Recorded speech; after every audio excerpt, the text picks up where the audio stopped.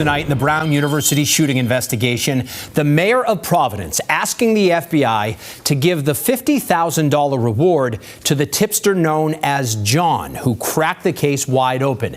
Investigators say he recognized the shooter, remembered his car, and that helped them to track down the suspect. This was a picture of the man at first they called a person in proximity that they wanted to speak to. Now they're calling him John, but people are now also calling him a hero. Also tonight, investigators say 2 weapons were found with the gunman's body in a Salem, New Hampshire storage unit. 1 pistol was used in the mass shooting at Brown that killed 2 students and wounded 9 others. The second pistol was used to kill an MIT professor at his home in Brookline.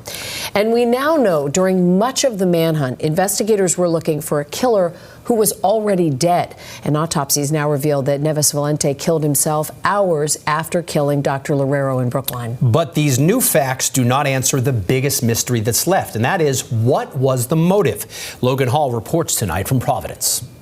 It was a moment of relief for this community after that 6-day-long search. Those people that we have spoken to over the course of the night say that they are happy that this is all wrapping up and that this community can start to focus on healing. It's devastating. So sorry. And, you know, that it always happens in schools and to young people.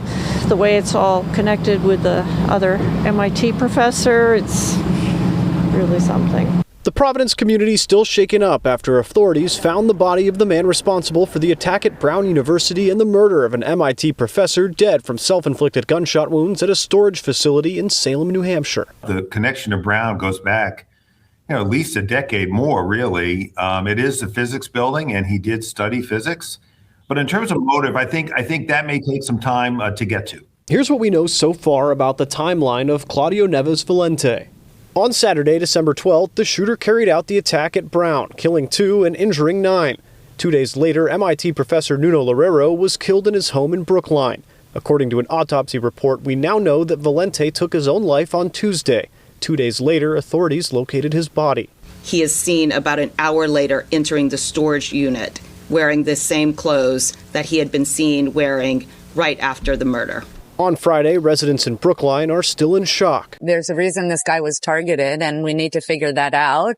And if it's a reason that threatens the community of Brookline, then we should be more scared. Students at Brown are frustrated, saying that the school won't ever be the same. The building's tainted. The school is tainted. This is something that is like, I don't think just finding the guy who did it isn't going to change that.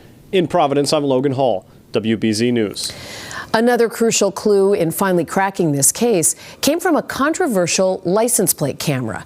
According to court records, Flock automated license plate readers found the gunman's rental car in Providence 14 different times in the weeks and hours leading up to the mass shooting. From there, investigators tracked the car to the murder in Brookline and eventually to the Salem storage unit. Flock was critical in this case, but the company has faced a lot of pushback for its data storage policies. Just days ago, WBZ reported the city of Cambridge ended its contract with Flock because of the backlash. But the company says the investigation in Providence is the reason this technology exists.